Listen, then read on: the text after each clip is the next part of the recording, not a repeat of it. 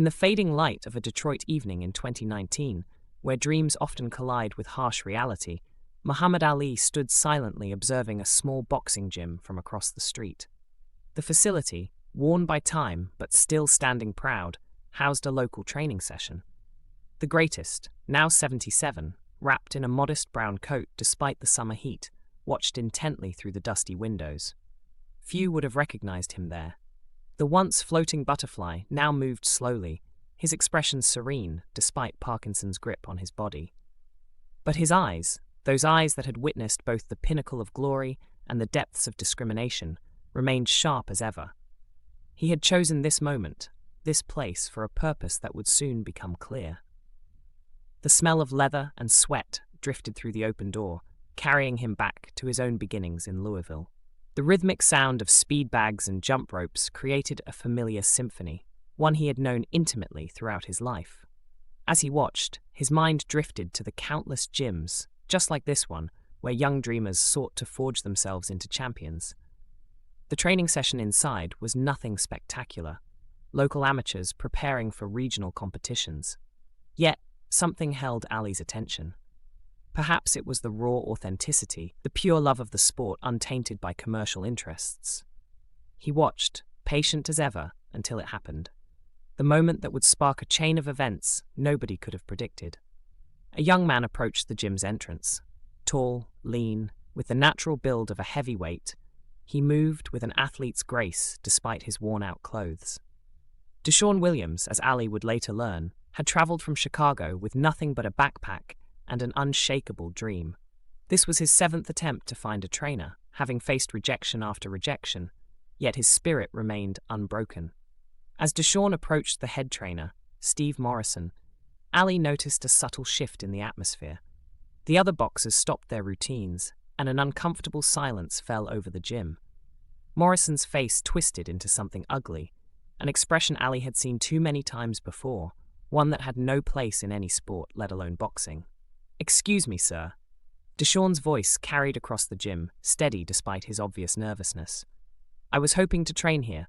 I've been boxing at community centers in Chicago, and I have some amateur footage." Before he could finish, Morrison's laugh cut through the air like a jab. "We're not taking new students," he sneered, his eyes deliberately scanning DeShawn from head to toe.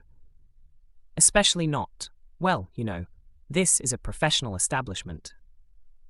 The words hung in the air like smoke after a knockout, their meaning unmistakable. Several boxers looked away, embarrassed but unwilling to challenge their trainer.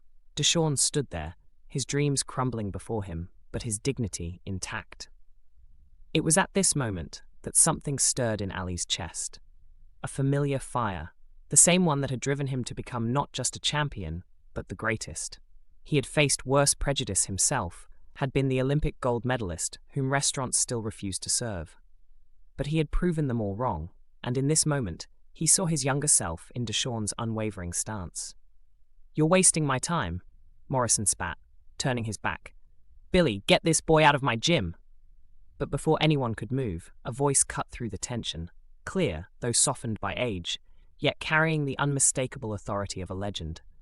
"The only person wasting time here is you, Mr. Morrison." All heads turned toward the door. With deliberate slowness, Ali stepped into the light. The gasps were audible. Several boxers dropped their equipment. A young fighter actually stumbled backward into the ropes. "Muhammad Ali?" Morrison stammered, his face draining of color.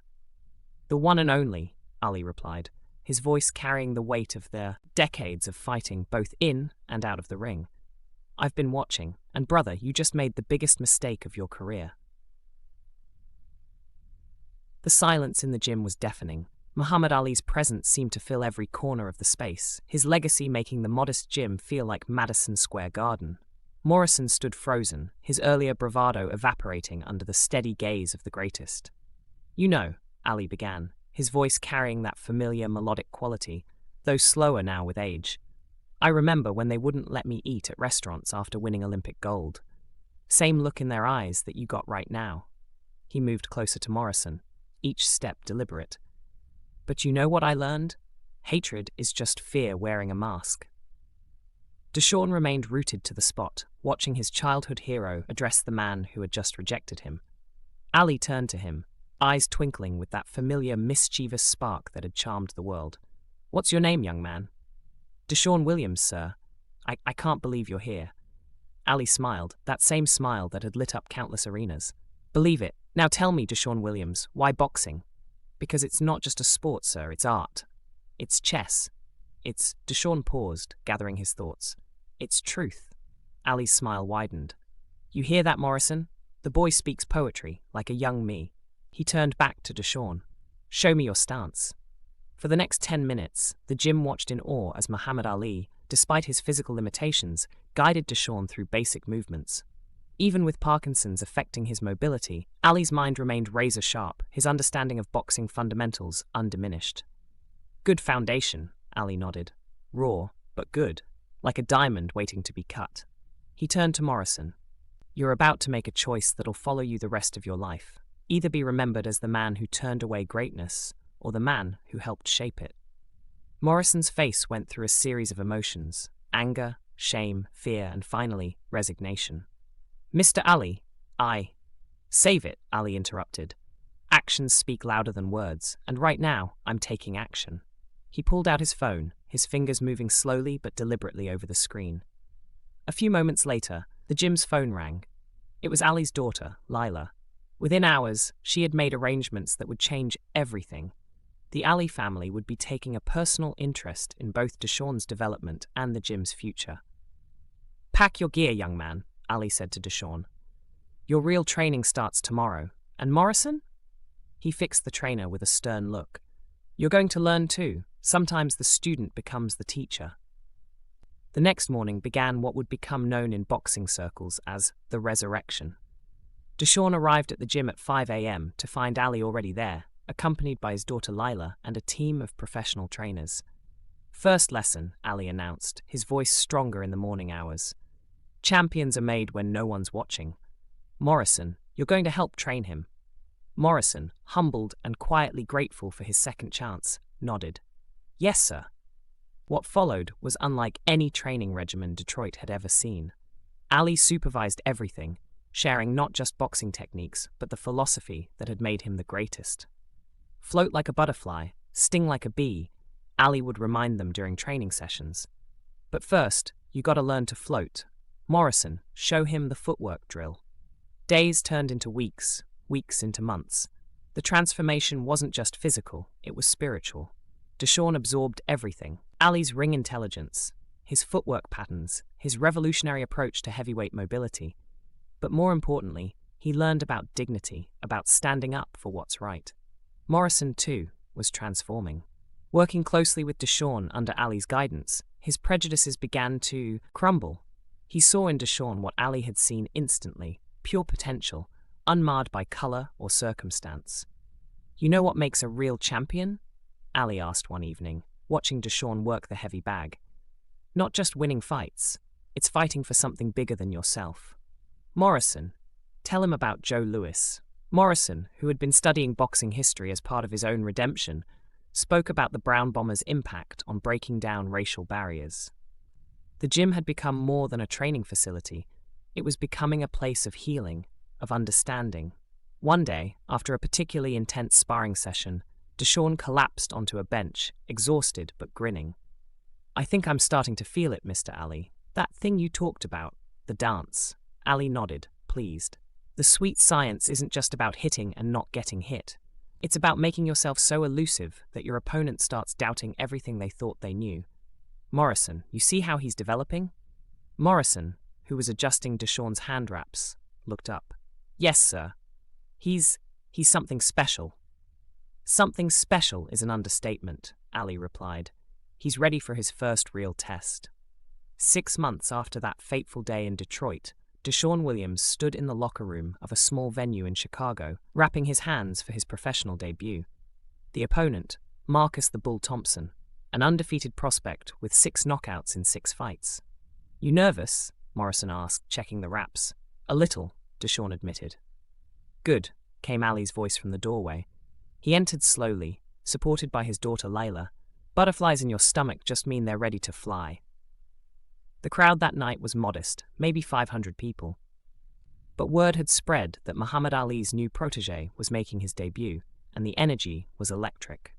As DeShawn made his way to the ring, Ali watched from his wheelchair at ringside, Morrison in his corner. What happened next became instant boxing legend. Thompson came out aggressive, looking for another quick knockout, but DeShawn moved like smoke, his footwork making Thompson hit nothing but air. By round 2, frustration had Thompson dropping his guard, exactly as Ali and Morrison had predicted. "Now," Ali whispered, though DeShawn couldn't hear him, "show him the bee's sting." As if connected to his mentor's thoughts, DeShawn unleashed a combination that seemed to channel Ali himself. A ghost-like slip, followed by a lightning-fast straight right that caught Thompson flush. The bull went down hard. In the corner, Morrison grabbed the ropes, knuckles white. "Get up, kid. Prove you can take it," he muttered, showing concern for the fighter he once would have dismissed without a thought. Thompson rose at 8, but DeShawn was a different animal now. The finishing sequence was pure art, a 3-punch combination ending with a left hook that seemed to bend space and time. When Thompson fell this time, he stayed down. The small crowd erupted.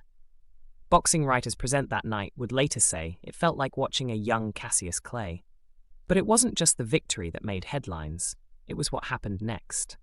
DeShawn helped Thompson to his feet, embraced him, then walked to each corner of the ring, thanking the crowd. When he got to Ali's corner, he knelt down and hugged his mentor. "That was just the beginning," Ali told him. "Tomorrow we train at 5. What followed was a meteoric rise that shook the boxing world. Fight after fight, DeShawn displayed a style that paid homage to Ali while establishing his own identity. He wasn't just winning, he was revolutionizing how modern heavyweights fought. Morrison, too, had found redemption in DeShawn's success. The man who had once turned fighters away based on their skin color now ran the most diverse boxing gym in Detroit. Ali's presence had transformed not just one life, but an entire community. After his 10th straight victory, all knockouts, DeShawn was featured on ESPN.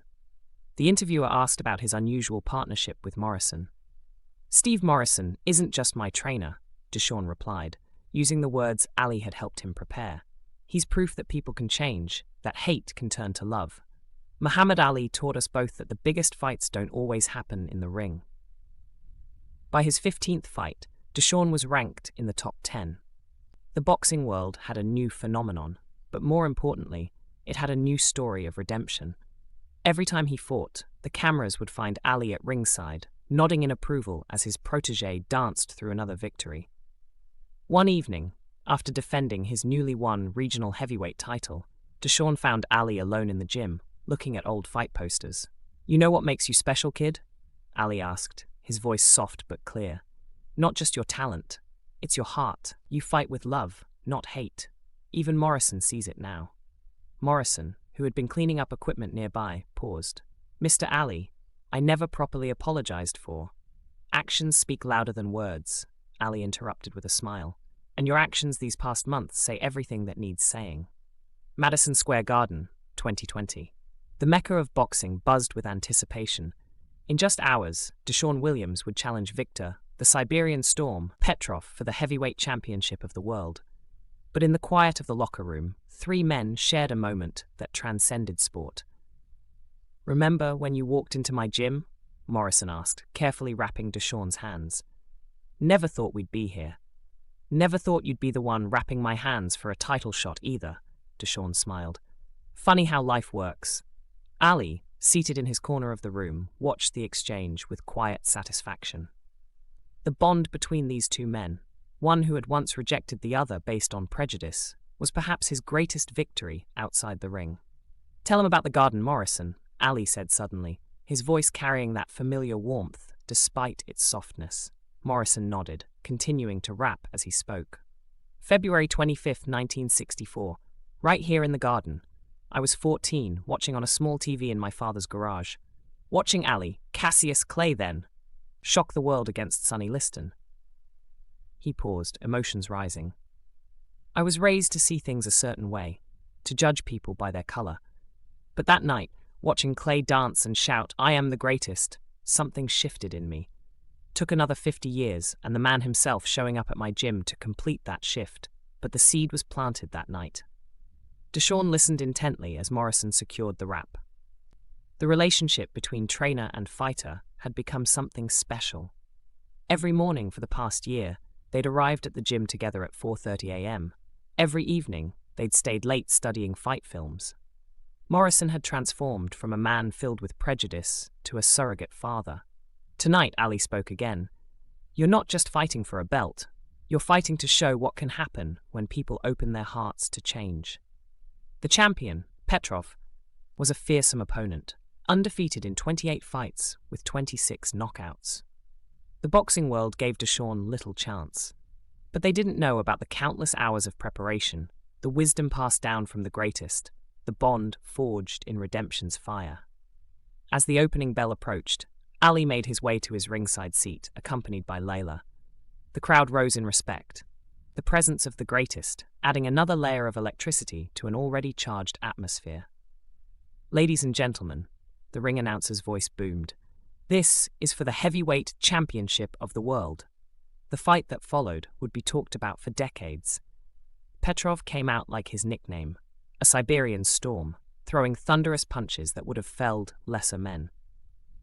But DeShawn moved like Ali had taught him, making the champion hit nothing but air. By round 3, frustration began to show on Petrov's face. "Just like we trained," Morrison called from the corner.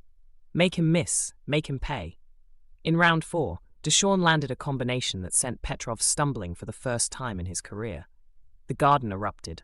At ringside, Ali nodded, seeing his own philosophy executed to perfection. But Petrov wasn't champion for nothing. In the 6th, he caught DeShawn with a right hand that would have ended most fights. DeShawn went down hard. "Get up, son," Morrison whispered, gripping the corner post. "Get up." At the count of 8, DeShawn rose. When he turned to his corner, his eyes were clear. Morrison saw something there, the same fire he'd seen in Ali's eyes in those old films. The next few rounds were boxing at its finest. DeShawn's superior movement and speed against Petrov's raw power and experience. By round 11, both men were bleeding, but neither would yield. Then came the moment. With less than a minute left in the 11th, DeShawn saw his opening. The same one Ali had drilled into him countless times. A slight drop in Petrov's right hand after throwing the jab. The combination that followed was pure poetry. A slip to the right, a lightning-fast left to the body, and a perfectly timed right cross that caught Petrov flush on the chin. The champion went down. The garden held its breath. 1, 2, 3. At ringside, Ali leaned forward in his chair. 4, 5, 6. Morrison's knuckles were white on the corner post. 7, 8, 9. Petrov stirred but couldn't rise. 10. It's over. It's over. The new heavyweight champion of the world stood in the center of Madison Square Garden, tears streaming down his face as the belt was wrapped around his waist. But DeShawn Williams wasn't looking at the cameras or the cheering crowd. His eyes were fixed on two men at ringside, Muhammad Ali, the legend who had seen his potential, and Steve Morrison, the trainer who had learned to see beyond his prejudices. As the ring filled with celebrities and officials, DeShawn made his way through the crowd to Ali. Kneeling beside his mentor's chair, he placed the heavyweight belt in Ali's lap. "This belongs to you too," DeShawn said, his voice thick with emotion. "Without you, I'd still be on the outside looking in." Ali smiled, his eyes twinkling with pride. With careful movements, he placed his hand on DeShawn's shoulder. "No, champ," he said softly. "This is all you. You didn't just win a fight tonight. You won a victory for everyone who's ever been told they don't belong." The post-fight press conference became about more than boxing. When asked about his unusual journey to the title, DeShawn shocked everyone by asking Morrison to join him at the podium. "This man," DeShawn began, "once turned me away from his gym because of the color of my skin. Today, he's not just my trainer, he's family. Muhammad Ali taught us both that the greatest victories happen in the human heart." Morrison, fighting back tears, took the microphone. "I was wrong," he said simply. "I was so wrong. But thanks to the grace of Muhammad Ali and the forgiveness of this young man, I learned that it's never too late to change. Never too late to be better." The story exploded beyond sports media. DeShawn's first title defense drew record numbers, but it wasn't just about the fighting anymore. The gym in Detroit had been transformed into the Ali-Morrison Boxing Academy, dedicated to providing opportunities to underprivileged youth of all backgrounds. 1 year after winning the title, DeShawn had successfully defended it 3 times. But his biggest triumph came during a small ceremony at the academy. Standing before a group of young boxers from diverse backgrounds, DeShawn watched as Morrison was inducted into the International Boxing Hall of Fame, not for his fighting, but for his contributions to breaking down barriers in the sport. "Boxing saved my soul twice," Morrison said in his acceptance speech. "First when I watched a young Cassius Clay defy the odds, and again when he showed up at my gym 50 years later to teach an old man about true greatness." Ali, though his health was declining, made sure to attend every major event at the academy. His presence remained a powerful reminder of the sport's capacity for creating change. When asked why he had chosen to intervene that day in Detroit, his answer was characteristically profound. "I saw 2 men trapped in different kinds of prisons," he said. "One by other people's hatred, one by his own. Boxing broke me out of my prison years ago. I figured it could do the same for them." In 2022, when DeShawn unified all the heavyweight titles, the celebration was held at the academy. Champions and contenders from around the world came not just to honor a great fighter, but to witness something more powerful: the proof that sport could transform lives. Morrison, now dedicated to training fighters from underprivileged backgrounds, had become an advocate for inclusion in boxing. The man who once turned fighters away based on race now traveled the country speaking about the power of change. But perhaps the most powerful moment came quietly, 5 years after that fateful day in Detroit. Ali, watching a new group of young fighters train at the academy, turned to DeShawn and Morrison. "Look around," he said, his voice soft but clear. "This is the real championship. Not the belts, not the money. This right here, people learning to see each other's humanity. That's the greatest victory of all." DeShawn went on to become one of the most decorated champions in heavyweight history, but he always said his biggest accomplishment was the academy. Every morning, he and Morrison would arrive early to work with young fighters, paying forward the lesson Ali had taught them: that the biggest fights don't happen in the ring, but in the human heart. This story is dedicated to Muhammad Ali and all those who fight for justice and equality in and out of the ring. If it moved you, share it with someone who needs to hear that change is always possible, that redemption is never out of reach, and that the greatest victories come when we learn to see the humanity in each other.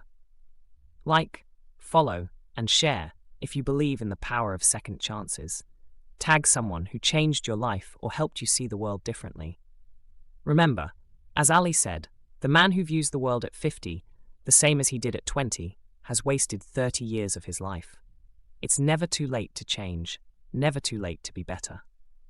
Subscribe for more stories that celebrate the triumph of the human spirit. Together, we can all be part of the change.